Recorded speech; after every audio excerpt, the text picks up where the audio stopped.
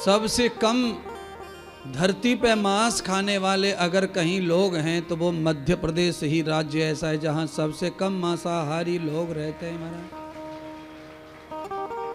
कम से कम मांसाहारी लोगों का राज्य है ये।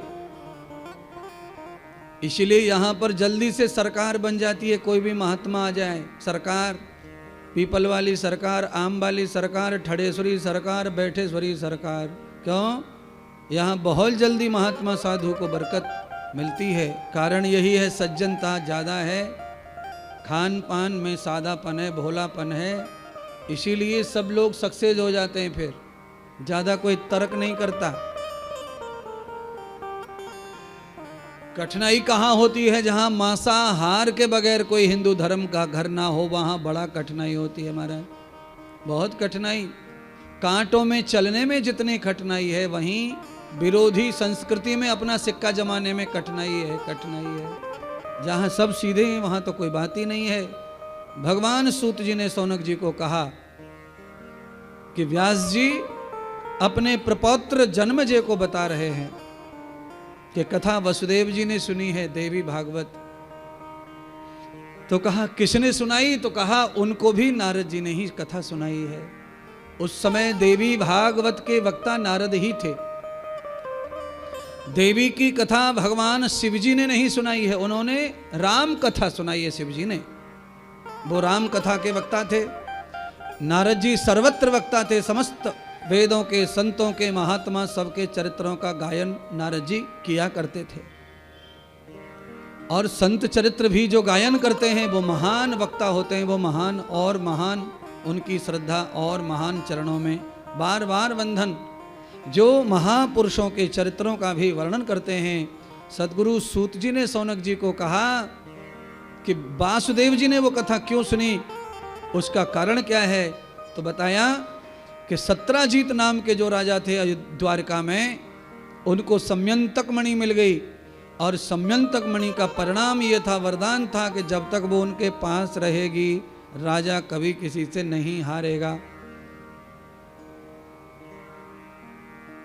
एक दिन राजा सत्राजीत मणि को गले में से उतार करके रख दिया बिस्तर पर और रात्रि में सो गए।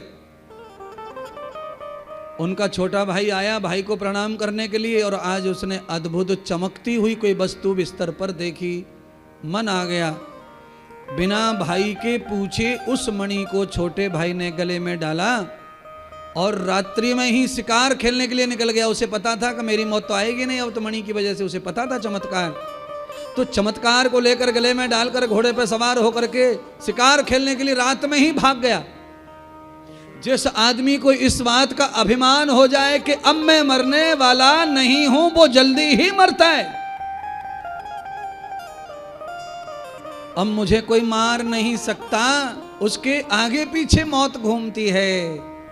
और जो आदमी ये जानता है कि मेरी जिंदगी पानी के बुदबुदे की तरह है, मैं कुछ नहीं हूं, तिनके से फूट जाऊंगा, उस आदमी का काल उससे दूर जाता है और महाकाल उसकी रक्षा करता है। जो काल से डरेगा वो महाकाल का बनेगा।